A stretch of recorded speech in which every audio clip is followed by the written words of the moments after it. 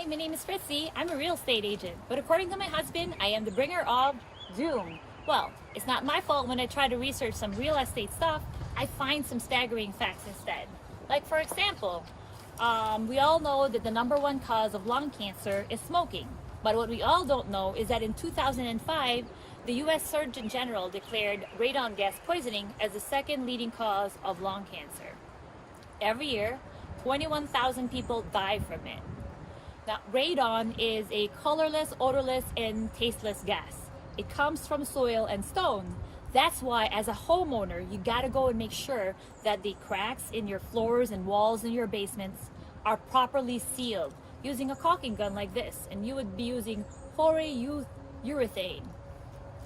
In Michigan, some areas are far worse than others as far as radon gas, and I will include a map of Michigan in my link like this.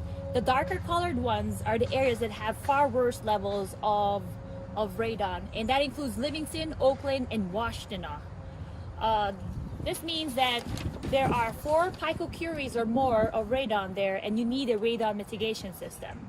Your goal, according to the US Congress, is to try to have 2 picocuries or less of radon. Now, how does this relate to real estate? If you are going to go and sell a home, make sure you have a radon test done even before you put it out in the market.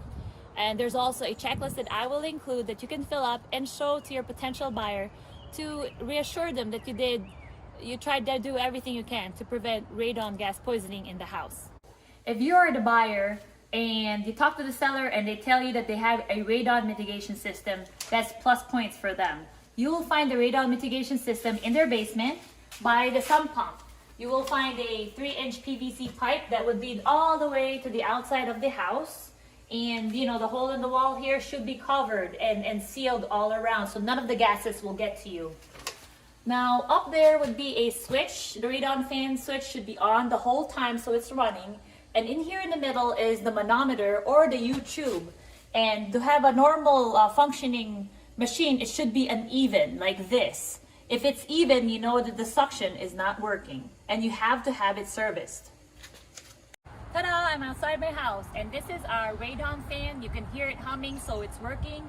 And then watch out the tube, it will lead up over there where the radon should be dispersed, up in the roof level.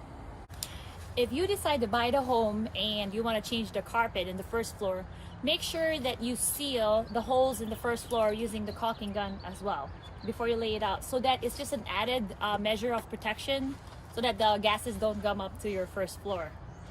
I got my Radon Test Kit from my local county health office for just a mere $5. And you got to be careful when you buy it somewhere else. Sometimes they would charge you $40 to get it processed, so you be careful with that. But if you get to your local county health office, it's cheap. It's just $5. I hung it up for 4 days and I sent it through the USPS so that they can process it. If they find out, or you find out, that you have 4 picocuries or more of radon, do not panic. It takes about 5 to 25 years before it can damage your lungs.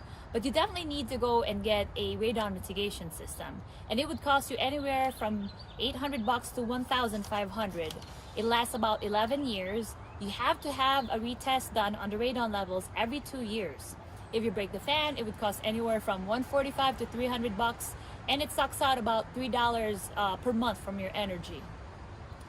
If you are, also if you bought the house in summer and they did a radon test at that time, you got to go make sure they have a retest done in the winter, because sometimes the levels can vary depending on the season.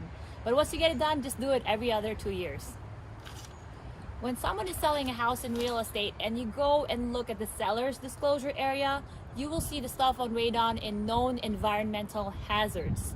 And sometimes the seller might write down unknown because some people don't know about it, but you guys know about it now. Because I mean, if you go to the house, you buy it, and you plan to make the basement into your child's playroom, an entertainment area, an office, or an extra bedroom, I mean, wouldn't you want to know about this? Again, my name is Fritzy. I'm a real estate agent. Until the next doom and gloom tip, I'll be back.